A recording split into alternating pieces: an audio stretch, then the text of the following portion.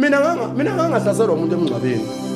ngimile ngu-MC bamadlalo wezoshumayela mina ngu-MC kulowo mngcwabo etshela abanye athi yabona lenkunzi le mina u-MC isigebengu lesiyana yakwangicikeke enhlizweni ngathi yabona mama akaze umkhahlele ngizomkhahlela masiphuma la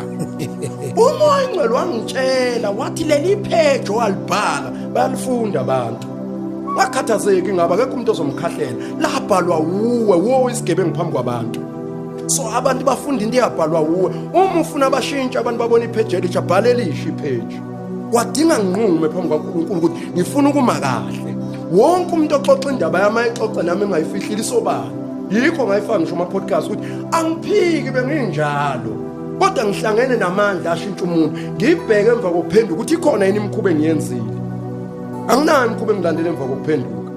anginayo imikhuba engilandele emva kwalokho. Gift awuvule kancane lapha na uthi nje kancane ngoba manje kashisa ngempela manje ushisa nalolu daba esiliphethe singena kulo impela mfundisi mawuso umelana mhlawumbe noma ngizothi umelana nesiprofethi noma umelana nomuntu oprofethi like isiphi isiprofetho othi cha isiprofethi masiza kanje ibandla sifanele ukusamukela sifakazelwa yizo manje ku3 minutes izwa lekho ngithi mina uthe uJesu akasazi isikhathi indoda nomuntu ayisazi isikhathi ubuzwa abapostoli